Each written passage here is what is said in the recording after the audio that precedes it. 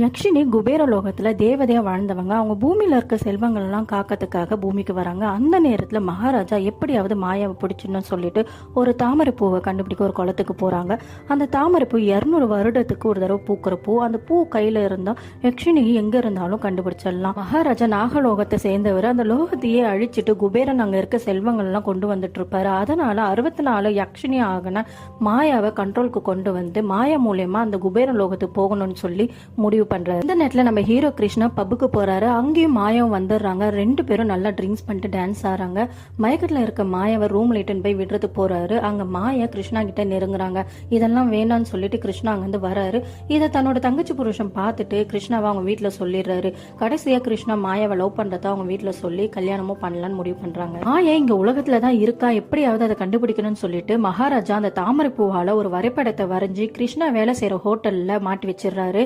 இப்ப மாயா அந்த ஹோட்டலுக்கு வந்து கிருஷ்ணாவை டின்னருக்கு கூப்பிடுறாங்க. 2 பேரும் போய் டின்னருக்கு வெளியில உட்காந்து பேசிட்டு இருக்கும் போது இப்ப தன்னோட சக்தியால கிருஷ்ணாவை மயக்கி கிஸ் பண்ண போறாங்க. இந்த நேரத்துல கிருஷ்ணா இல்ல இதெல்லாம் வேண்டாம் அப்படின்னு சொன்னது. மாயா எதுக்காக அப்படின்னு கேக்குறாங்க. இல்ல எங்க அம்மா எங்க அப்பாவை கல்யாணம் பண்ணும்போது ரொம்ப கொடுமையை அனுபவிச்சிருக்காங்க. அதனால எங்க அம்மா என்கிட்ட ஒரு சத்தியம் வாங்கினாங்க. ஒரு பொண்ணு நீ தொடணும்னா அவளை கல்யாணம் பண்ணி உன்னோட மனைவியா இருந்தா மட்டும் தான் தொடணும்னு சொல்லி என்கிட்ட சத்தியம் வாங்கிட்டாங்க. அதனால இதெல்லாம் கல்யாணத்துக்கு அப்புறம் நம்ம வச்சுக்கலாம் அப்படின்னு சொல்லிட்டு சொல்றாங்க. இப்போ அந்த வரைபடத்துல இருந்து மகாராஜா சின்ன சின்ன துண்டுகளெல்லாம் சேமிச்சு ஒரு பாட்டிலுக்குள்ள போட்டோன்னே அது ஒரு ஒளியா வருது. அந்த ஒளி யக்ஷினி எங்க இருக்குன்னு சொல்லிட்டு காட்டுறதுக்காக போகுது. அது பின்னாடி மகாராஜாவும் போறாரு. இந்த நேரத்துல நம்ம மாயா மரத்துல உட்காந்து தன்னோட பொம்மை கிட்ட சொல்லி அழுதுட்டு இருக்கு. கிருஷ்ணா ரொம்ப நல்லவனா இருக்கான், இவனை எப்படி நான் கொல்றதுன்னு தெரியலன்னு சொல்லிட்டு ரொம்ப ஃபீல் பண்ணி அழுதுட்டு இருக்காங்க. மகாராஜா பின்னாடி போய் பிடிச்சிடறாங்க. பார்த்தா அது மாயாவே இல்லை, வேற ஒரு யக்ஷினி வந்து அங்க இருக்காங்க.